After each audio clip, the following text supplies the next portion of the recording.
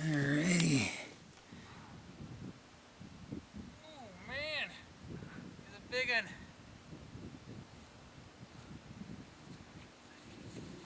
Look at this sucker. Jeez. He's a fatty. Wow. All right, calling the country, coming at you again here from the middle of the state, Arizona, putting them down. Had the adult cottontail playing. You know, it's late January. First couple of stands today, we had kind of messed around with kind of some unconventional calling. Did a lot of crow, raven distress. I had calf distress going, and decided, you know what, let's just see what happens with the old standby adult cottontail. As much as that call is used and everybody uses it, it still brings them in, and sure enough, 2 minutes on stand. Hannah tells me 1 o'clock coyote, and this sucker just was hauling in. Fortunately, the wind was coming from our left to right, and he was coming from straight away. Came all the way into the call, put him down with the old shotgun at 30 yards. Had the Never Give Up lanyards prototype in use. Great. I've been on John with Never Give Up about getting a lanyard put together for something like this. It's just great to get that call up off the ground. It really sends the sound out much better than if it is on the ground. You have a lot more disturbing it, bushes, rocks, whatnot. Just gives you a greater chance to get those coyotes to come in. So worked out great. Middle of the day, we're still at it. Hopefully we'll see you again. All right. Well, how about that quick stand, huh? You know, they don't always happen that way. They don't always come in from directly in front of you.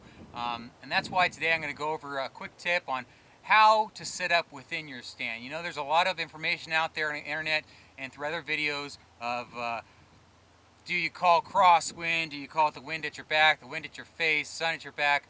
There's a ton of information out there, and there's a ton of opinions on every one of those points. But today I'm going to go dig a little deeper within there. And once you get on stand, how exactly do you set up to better optimize your chances of putting coyotes on the ground? So, what I like to do, I'll sit down, and first thing, I make sure that there aren't twigs in my way. I'm not sitting on branches. There aren't twigs, rocks, and boulders that are going to impede me from having to shift my rifle and lay and get a nice flat stance on the ground. That's first. Second, I'm going to check that my guns are up and operational. I use an electronic sight, so I make sure it's on.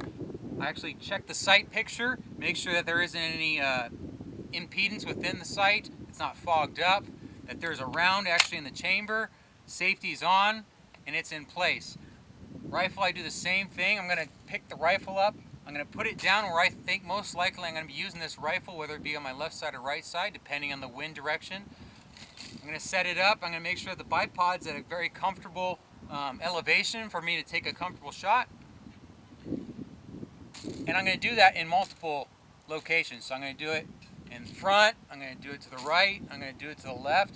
And on varying elevations of terrain, you may have some ups and downs there, but what I like to do is I'll put it right in the middle there so I can get as comfortable as possible given every elevation.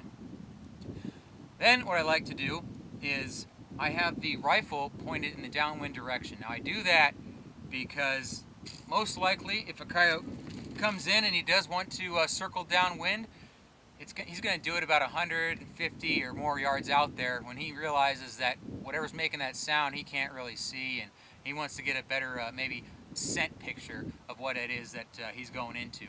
So he'll try circling downwind in rifle range. I put the rifle pointed in that direction to minimize my movement so that when he starts going downwind, I know there's my scent cone, this is where I need to shoot him, here's where my rifle is, minimum movement. I pick the gun up, I hardly have to move it, I'm on him, waiting for the sight picture, and I put him down.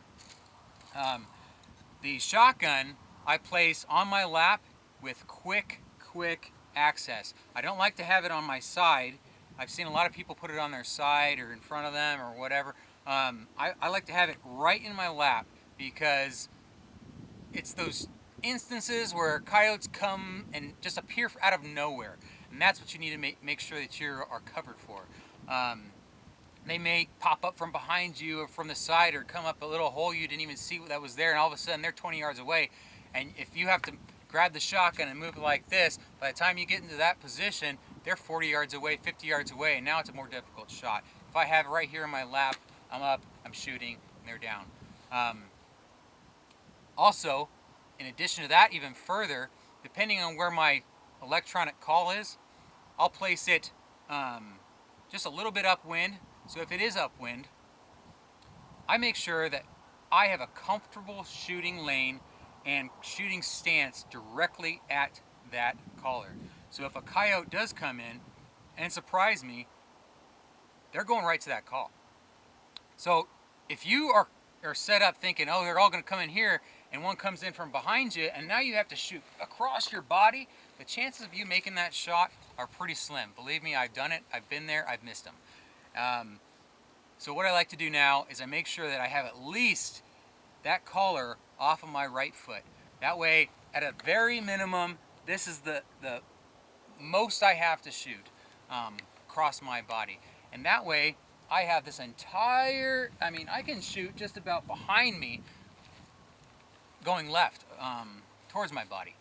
So it's just those few little tricks that are going to make your chances of putting those coyotes down a lot better. Now here's another scene where a coyote does come in from behind us, and thankfully I was set up in a good location, I was set up properly, and able to easily throw the shotgun over on him and put him down. And Fur came home with us that day. So check it out.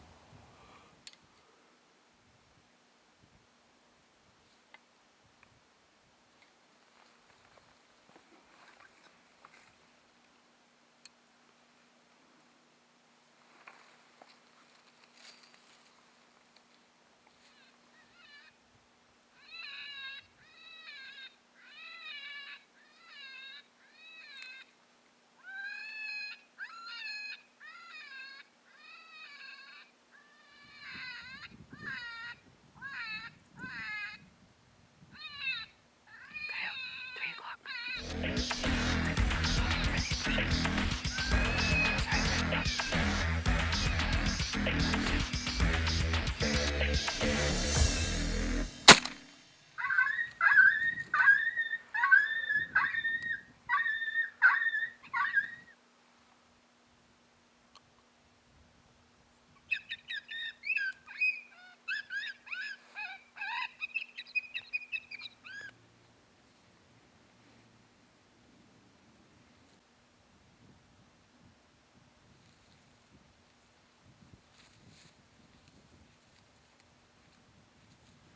All right, well, a little bittersweet on this one. We called in that last coyote.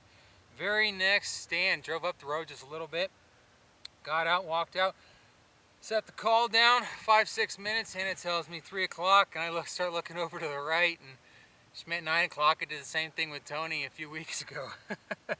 But luckily we were able to get on the coyote. He came in right to the call, 30 yards, put him down, one shot.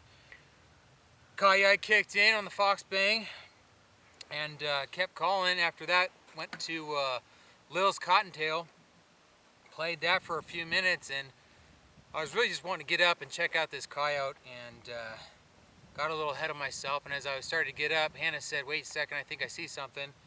And sure enough, there was a bobcat sitting over behind this log off kind of to our front right. I couldn't see it. It was motionless. She wasn't sure if it was really a bobcat, so we sat there for a minute. I tried to get the rifle over in that position. As soon as I did, he started leaving, and I tried to shotgun him. It was probably a 75-yard shot with a shotgun, and it didn't happen. So we looked for him for a while. There's nothing over there. But we got a coyote. So 2 coyotes, 2 stands, and a bobcat.